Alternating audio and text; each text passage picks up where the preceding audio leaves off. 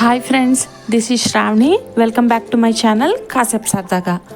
ఈ వీడియోలో మీకు చూపించబోతున్న రెసిపీ టొమాటో బాత్. ఉప్మానే కదా, దీనికి కూడా వీడియోనా అని మీరు అనుకోవచ్చు. కానీ నా స్టైల్లో ఒకసారి ట్రై చేసి చూడండి, ఎంత టేస్టీగా ఉంటుందో అప్పుడు కదా మీకు తెలుస్తుంది.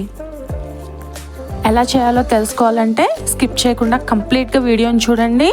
నా ఛానల్ని సబ్స్క్రైబ్ చేసుకోవడం మాత్రం మర్చిపోకండి.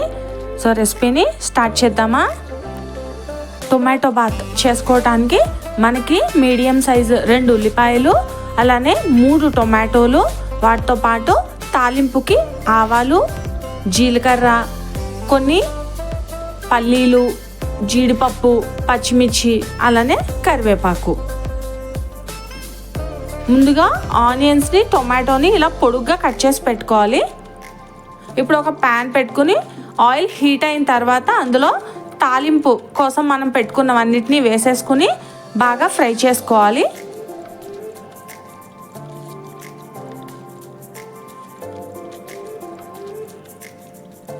మీడియం ఫ్లేమ్లో పెట్టుకుని కలుపుకుంటూ ఫ్రై చేసుకోవాలి.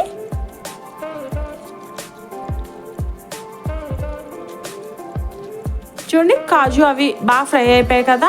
ఇప్పుడు ఇందులో కట్ చేసి పెట్టుకున్న ఆనియన్స్ అండ్ టొమాటోస్ని కూడా వేసేసుకోవాలి.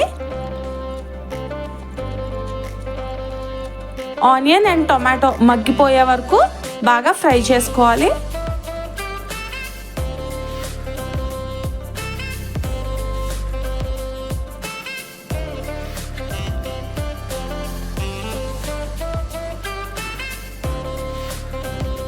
ఇప్పుడు ఇందులో కొంచెం గరం మసాలా కూడా వేసుకోండి. టొమాటో బాత్లో ఈ గరం మసాలా వేయటం వల్ల టేస్ట్ చాలా బాగుంటుంది.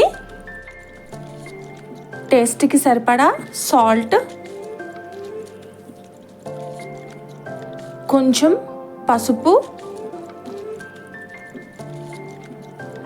బాగా మిక్స్ చేసుకోవాలి. ఇవన్నీ వేసుకున్న తర్వాత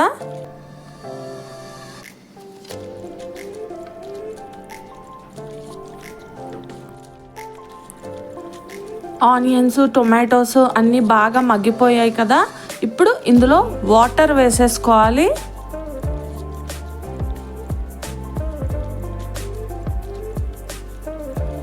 టూ గ్లాసెస్ వాటర్కి 1 గ్లాస్ సూజీ వేసుకోవాలి.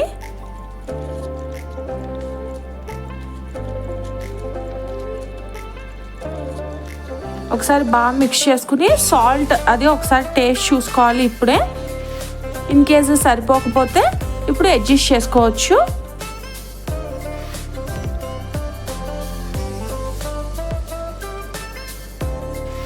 ఇలా బాగా బాయిల్ అయిన తర్వాత ఇందులో సూజీ వేసుకుని బాగా మిక్స్ చేసుకోవాలి.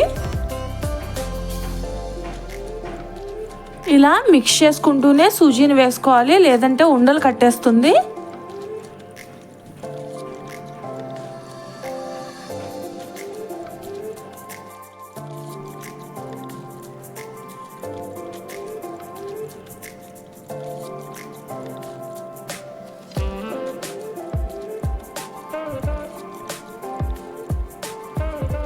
ఇప్పుడు పైనుంచి ఒక 2 to 3 స్పూన్స్ వచ్చేలా ఆయిల్ వేసుకోవాలి. ఇలా ఆయిల్ వేయటం వల్ల టొమాటో బాత్ చాలా పొడి పొడిగా టేస్టీగా వస్తుంది. ఇప్పుడు స్టవ్ ఆఫ్ చేసేసి మూత పెట్టి ఒక 5 to 10 మినిట్స్ అలానే వదిలేయాలి.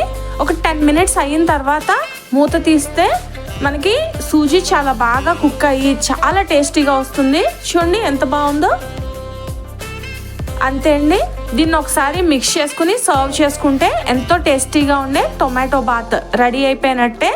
చాలా తొందరగా అయిపోయే రెసిపీ ఇది. అండ్ రొటీన్గా చేసుకునే మన ఉప్మాలా కాకుండా ఇలా ఒకసారి ట్రై చేయండి, మీకు డెఫినెట్గా నచ్చుతుంది. మీకు ఈ వీడియో నచ్చుతుందనే అనుకుంటున్నాను.